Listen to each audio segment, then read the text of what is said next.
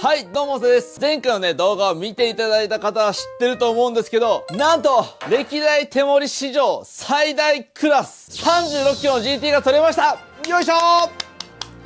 今までね、手盛りで取れた魚の中で、マックスはクエだったの。クエが33キロだったんですけど、今回ね、GT 超えてきました。36キロです。でね、どういう風に料理して食べようかってね、迷ってたんですけども、一旦ね、屋久島でさばいたり食べたりしてるんでね、そちらの映像ご覧ください。さて GT を取った後が大変です。ヘロヘロですが、その日中にさばいていきます。ということで、またもや海にやってきました。今ね、鱗を取ってるんですけど、 GT って思いのほか浮力がなくてめちゃくちゃ沈むんですよね。そうだからね、シュノーケルから水が入ってきてめちゃめちゃ海水飲みながらやってるんですよ。いつもね、デカキッチンでやってますけど、あれめちゃくちゃ楽なんですね。鱗を落としたら次はエラの骨がね、本当にね、頑丈でした。そう、ひたすらギコギコやるんだけど全然切れないんだよね。そしてエラで苦戦すること約15分、ついにその時が取れたー。これね、本当に嬉しかった。そしてここでボーナスタイムです。エラを取ったついでについてきたのが心臓。これがね、うまいんですよね。さてお次は頭を外していきます。ここら辺で腕力の限界が来たんで、京二さんにバトンタッチです。もうね、こんな感じ。頭あとひねるだけなんだけどびくともしないんですよ。諦めてバトンタッチしました。頭を豪快にひねって背骨を外していきます。にしてもでかいな GT。 そしてようやく頭が外れそうになってきました。もうちょい。よし、外れました。やった。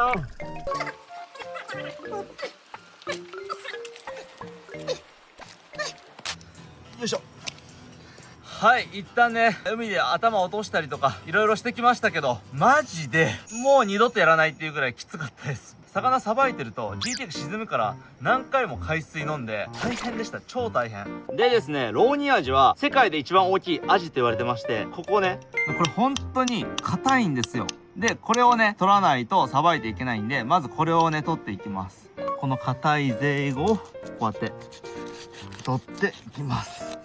スーパークオリティの包丁なんでちょっと硬いな。よいしょ。ここまでぐらいですね、ゼイゴは。こんな切れ味悪い？よいしょ。よし、取れました。そしたらですね、今度包丁を入れていきます。背骨がここなんで、こっから真ん中に包丁をぐーっと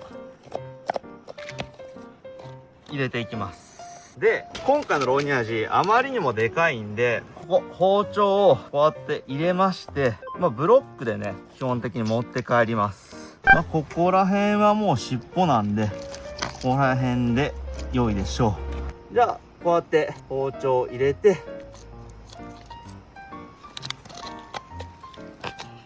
1週間ね食べますから、なるべくね綺麗にこうやって取っていきます。でこっからも同様ですね。ちょっと皮が硬いんで、反対側から一旦皮を切りまして、そこから包丁入れましょうか。包丁を入れていきますと。そうするとまだブロックでこうやって取れました。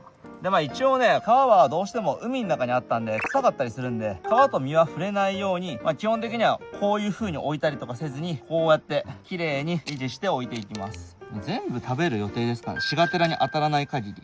一応ですね、ここ屋久島なんでシガテラには当たらないと言われているんですけど、試してみることはね結局重要ですから、俺が今回シガテラに当たれば屋久島も GT はシガテラに当たるっていうことがデータとして分かりますから、これはねすごいね重要なデータです。さて、シガテラ毒とは何か知らない人も多いことでしょう。海にはウズベンモウソウという植物プランクトンがいます。そしてこの中には毒があるやつがいるんですね。でそれが小型魚、中型魚、大型魚が食べるにつれてどんどん毒が蓄積されていって、最終的には人間が食中毒を引き起こすわけです。で肝心の日本はと言いますと、奄美大島以南で特に有毒なウズベンモウソウが多いと言われてるんですね。もちろん奄美大島から屋久島まで GT が回遊してきてたら当たる可能性は全然あります。でですね、シガテラのもっとやばいところがあります。シガテラ毒って言われてるんですけども、シガテラ毒の中にだいたい50種類のシガテラ毒があるんですよ。なんかワクチンでもできればよくないってね、みんな思ってるかもしれないんだけど、50種類あるんだ。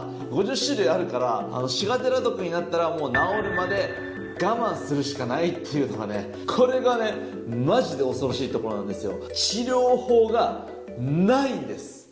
いいねね、意外とあんなに暴れたのに血も回ってなくて、結構ねコンディションのいい GT です。よーし、まず4分の1の切り身が取れました。 GT さばくのって大変だな。じゃあここから5枚おろしにさらにしていきます。早くしないと。なんて切れない包丁なんだ。ここに骨があるんで、もうこれで切ります。さっき買った包丁では切れない。よし、はい、切れました。今度はこっちですね。これ切れんのか。 GT 最後まで大変なやつだな。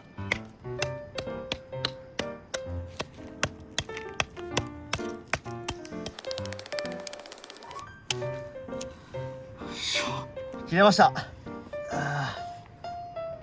GT をね地面でさばくの初めてなんですけど、えげつない。キッチンがいるわこれ。とんでもねえぞ。だいぶコンディションのいい GT だな。これ多分普通に1週間全然食える。よいしょ。いや普通にうまそう。ちょっと食べてみよう。普通になんか瓶長みたいに見えるんだけど、うまそうじゃん。いただきます。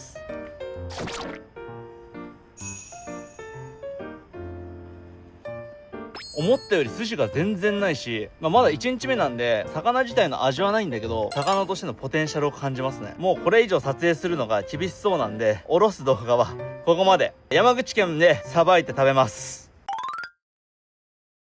で GT 今切ってみてるんですけど、柵取りしてみてでかすぎるからマグロの柵と同じような状態になってて、で筋もね思ったよりそんな筋張ってなくて、でこれ刺身にしようと思ってます。本当にねマグロと一緒。血合いはねちょっとねきついから取らない方がいいかもしれない。多分血合い臭いと思う。でもこの GT 今まで出会った GT の中で一番ねコンディションが良い。こっちとこっちはちいさんにプレゼントします。 GT あんま俺しかないかもしれないですけど、はい。刺身はちょっと水分多いんで塩でね水分抜いときました。でも普通にどんな味なの、1日経ったけどどんな味なのかちょっと普通に食べてみるわ。いただきます。結構旨味あるけど生臭いちょっと京二さん食ってみてください。マジで意外とうまい。いけるこれ。ちょっと香りあるんですけど漬けとかでいいかもしれないな。旨味すごくないですか。旨味はある。ちょっと生臭さが。でこれちょっと臭そうだったんで塩を当てて臭みを抜いたバージョンなんですよ。ちょっと食べてみますかこれ。はい、いただきます。臭みゼロになりました。ガチ臭みゼロになる。ちょっと食ってくださいこれ。待った。でかいこともうた。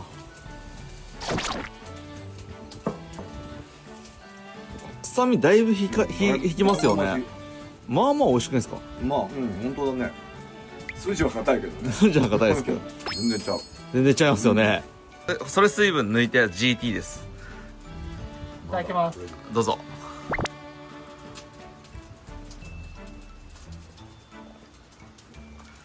いや、めちゃめちゃ美味しいんじゃん。めちゃめちゃ美味しいですよね。はい、ということでまさかの GT がびっくりするぐらいうまくて、居酒屋では普通に出されてもなんか普通に食えちゃうレベルで、今4人いるんですけど4人中4人がうまいって言ってるんで、最高の GT をね引き当てました。まあここからね山口県に戻って食べきろうと思ってますんで、山口に帰って死ぬほど GT を食いながら筋トレしようと思います。今ね何のゲームしてるか気になった人いるでしょう。はい、実はですねフィッシングクラッシュっていうね、ゲームをね、しております。もうね、本当に今、海に行きたくて、どうしようっていう感じなんですけど、まあそんな方に、じゃあ開いていきましょうか。はい、こんな感じで、まずね、フロリダ海岸から始まるんですけども、海のディティールがね、綺麗なんですよ。ジャストってボタンを押して、投げて、あとはこのフッキングして、この真ん中のところになるべく合わせようにして、そしたら、釣れると。きたー！ホークフィッシュで、これ面白いのが、この釣りの漁場っていうのが世界40カ国、そしてその中のえりすぐり70カ所で魚釣りをすることができるんですね。まあ例を出すとですね、日本でも釣ることができます。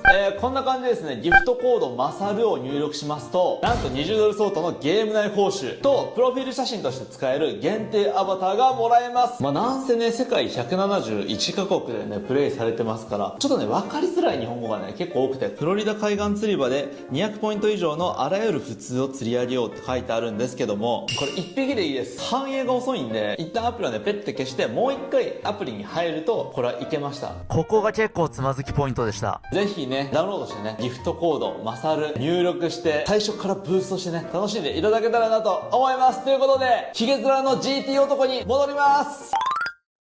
まあ、てな感じですね。まあ、GT をね、屋久島から送ってきたんですけども、びっくりしたのが、屋久島から山口県まで1日で届くの。俺がこっちに到着したのと同時に到着してきましたからね。で、今日はですね、2つ目的があります。俺マジで金がないんで、GT の身の方は切り身にして、いつでも食べれるようにします。100g あたり 20g もタンパク質含まれてて、鶏胸肉と同じぐらいの栄養価があるの。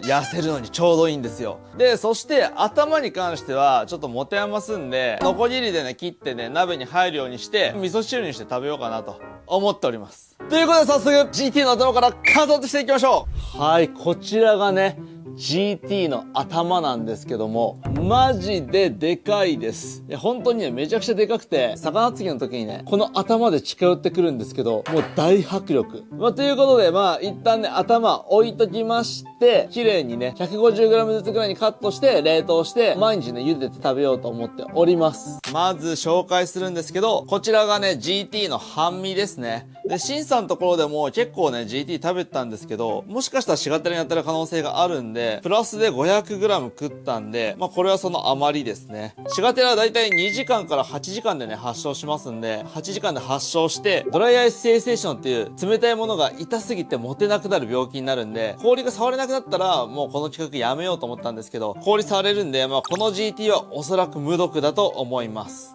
まあそもそもの話、日本では奄美大島以南にいる有毒なウズベンモウソウっていうね、藻類のプランクトンを食べてシガテラが発生するって言われてまして、一応屋久島はね、奄美大島より北にあるんでね、当たらないって言われてるんですけど、まあでも回遊する魚当たるよね。石垣鯛とか、あいつ意外と回遊しますから。ではですね、まず税後から引いていきましょう。いいですね。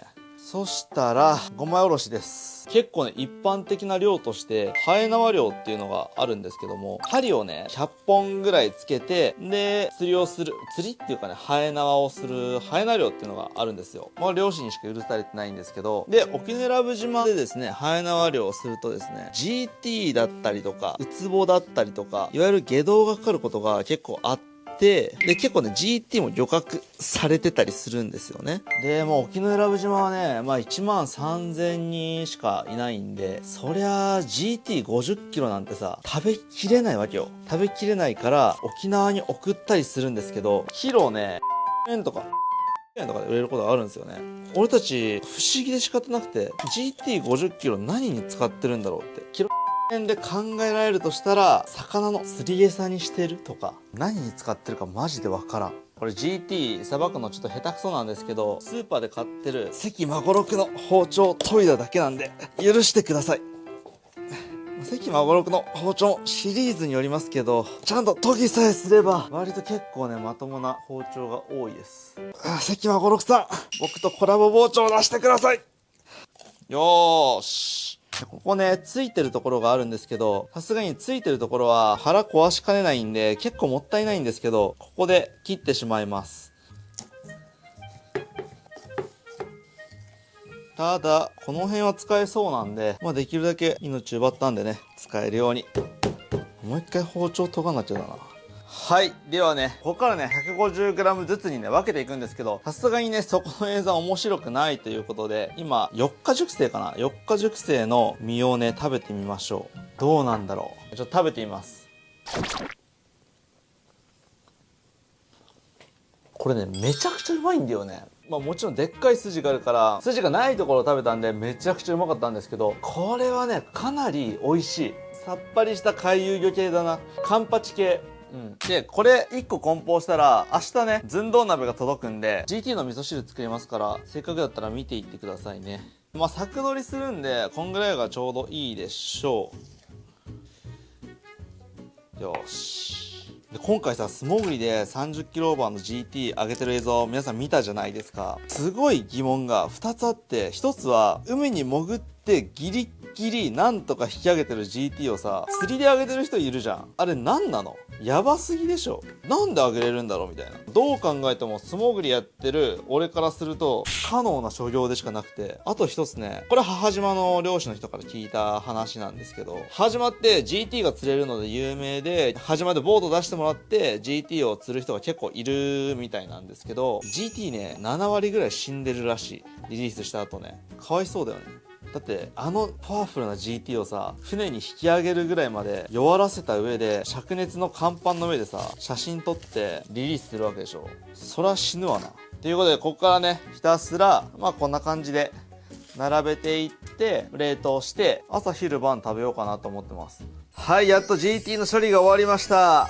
まあこっちはね、晩飯で食おうと思っています。そうしたらね、GT の頭味噌汁作っていきましょう。サイズ感伝わらんから男目サワー置いてみたわ。でかすぎるだろ。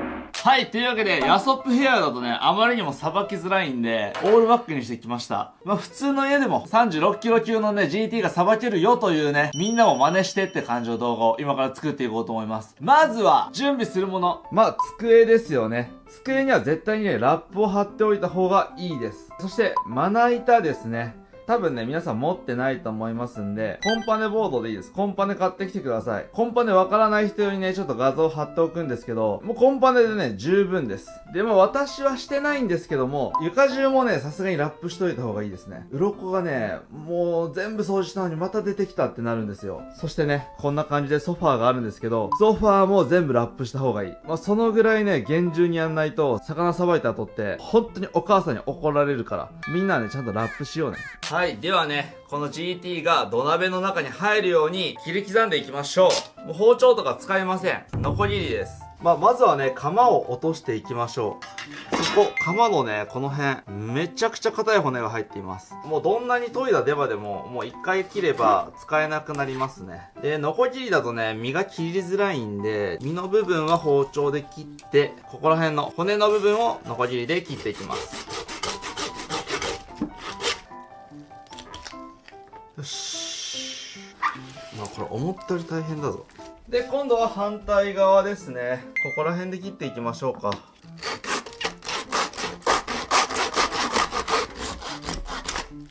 よし、OK。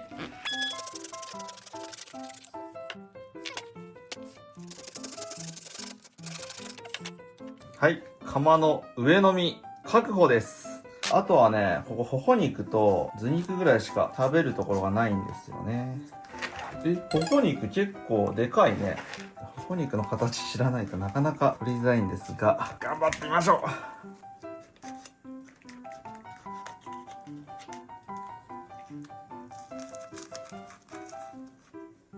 こちらがほほ肉ですね。もう手でほじくっちゃいましょう。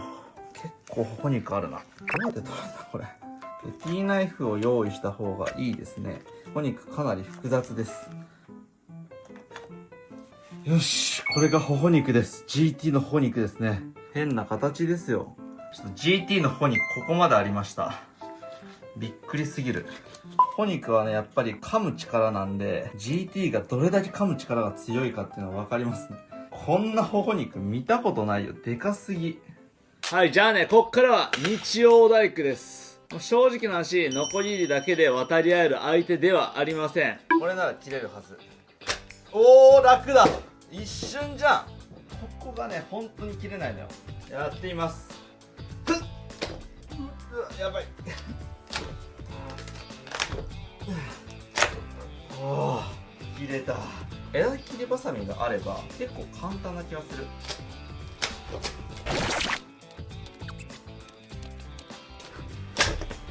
まあちょっと外れたからいいや。じゃあそしたらここにね背骨が入ってるんで、背骨の横からノコギリでギコギコとやっていきましょう。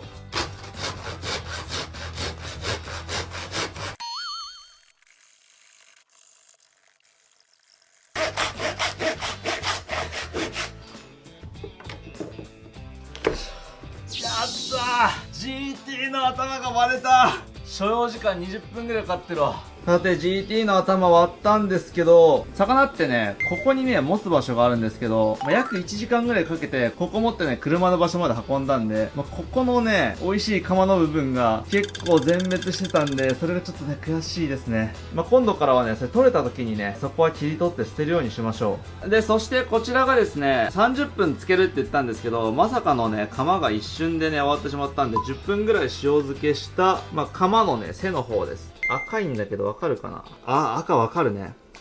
これがね、臭みの正体なんですよ。というわけでですね、こちらの魚たちを霜降りという作業をしていきます。霜降りとはですね、魚を熱湯にくぐらせることを言うんですけども、煮付けとか味噌汁とか鍋とかで食べるときに、この工程をするだけでかなりね、味が上がるんですよ。特にね、今回の GT とかね、血っぽいところとかもあるんで、これはね、絶対に必須です。で、この寸胴の熱湯で魚をしばきまして、この俺特製のザルで水を切っていくというわけです。さて、まずは匂いがきつそうな GT の頭からいきます。いってらっしゃい。やばい、やばい、跳ねんか怖いな。入らないんだけど。反対側だったら入るとかも可能性あるからね。いっけー。あー、怖っ。入った入った。どんどんいけると思ったけど、どんどんいけないですね。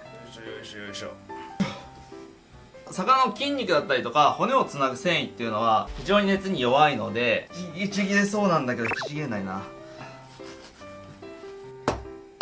いけいけいけ関まごろくん。よし、これが取れました。ここもね出汁が出そうなんでざるにね入れていきます。そしたらここが取れたんで、今度は寸胴こっち側に行けるんじゃないか。いけたけど持ち手をねちょっと残しときましょう。これ頭やるだけでも結構大変だな。よし、これでザルが活用できる。よし、ザルあとは同じ作業なんで一旦飛ばします。さてようやくです。全部霜降りにするのに1時間かかりました。で、こっからですね GT の鱗を取る作業が待っております。やっていきましょう。まずはね頭から、こうやってねほっぺとかにねまだ鱗がねついておりますと、この鱗をしっかりと取っていかないと鱗だらけの味噌汁になっていきます。このね鱗ね火入れないと取れないんですよ。では1つ目 GT の頭の鱗が取れましたんで GT の頭ぶち込んでいきます。他の鱗を取ってる間にホロホロになってくれることを祈ります。よし。でこの辺鱗がねついてないところに関してはもうそのまんま入れちゃいます。楽ですね、楽でいい。でこういうね普通の皮のところはですね、背中の皮のところとかは鱗普通に取れるんでこの辺は楽ですね。 OK。何が OK なのかもわからんが OK としましょう。すげえな、とんでもない見た目になってる。ちょっと頭1個入らなかったんで一旦冷蔵しときます。そして味噌ね分量わかんないんですけど、とりあえず、これ1つ入れても大丈夫でしょということで1個入れていきます。俺のね明日の朝ごはんか昼ごはんですからクタクタになっててほしいの GT の身が。一旦半分ぐらいにしとくか。これで半日煮込んで味を染み込ませて食べていきましょう。楽しみやな。さてだいぶ完成してきました。結構出汁出てんじゃないかな。なんだったら味噌なしでも結構美味しいんじゃないか説がある。ちょっと味見してみようかな。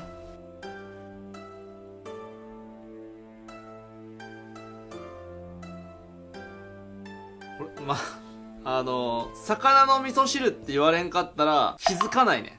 鰹節入れる。まあ明日多分半分ぐらい食べれると思うんで、そしたらまた頭入れれますから、頭入れて、で、まあどんどんね、煮込んでいけば、すごい出汁の完成形になるかもしれませんから。まだちょっとしかね、出汁出てませんからね。さて、あれからですね、20時間ぐらい煮込みました。どうなってるか、見ていきましょう。それでは、オープン。おー、すっげえ。昨日と全然色違う。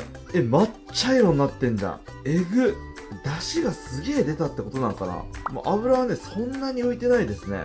やっぱ油が少ない淡白な魚ではあるんですね。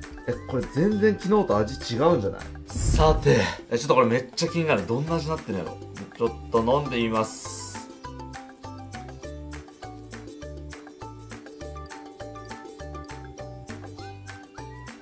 味濃っ。めちゃめちゃ味が濃い嵐って感じですね。魚苦手な人はね、ちょっと魚の香りするなーって感じですけど、普通に魚好きな人だったらめっちゃこれ美味しいってなると思う。残念ながら魚介系ラーメンみたいな感じにはならなかった。うまいけどちょっと濃すぎるな。 GT 味が出てるわ。じゃあね、ちょっと取り出していきましょうか。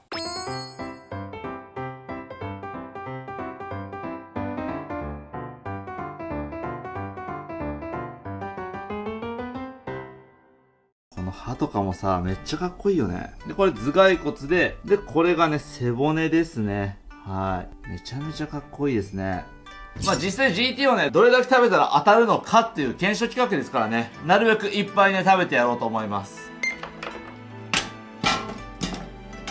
さて、こっから本番ですね。さすがにね、実家でこれやったんで、家が GT 臭すぎるってね、ちょっと家族から文句言われてるんですけど、だいたい7キロ、8キロぐらいありそうですね。半分も食べられなそうですけど、食べていきます。無言になるよ、俺は。全然無言になる。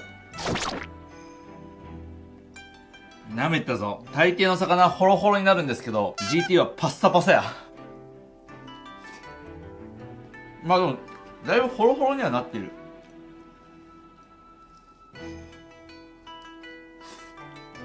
今回 GT ね、いろいろな食べ方で食べたけど、刺身が一番美味しかったかも。この魚かなりね、繊維がすごいんで、口の中のね、水がね、全部持ってかれますね。あんま煮付けには適してない。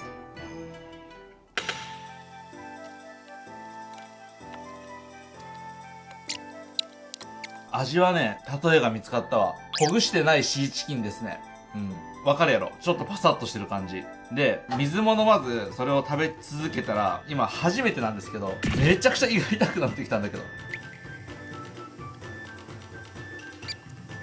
ちょっとみんな聞いて。今、すごい怖いことが起きてる。なんか多分ね、この GT みたいなものをこんだけ食べるのが初めてだから、満腹中枢がおかしくなってきてる。なぜか、今入ってもおかしくないはずなのに、腹5割ぐらいなんだけど。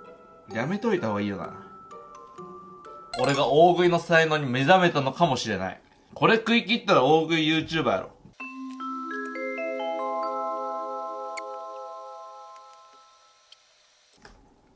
ごちそうさまです。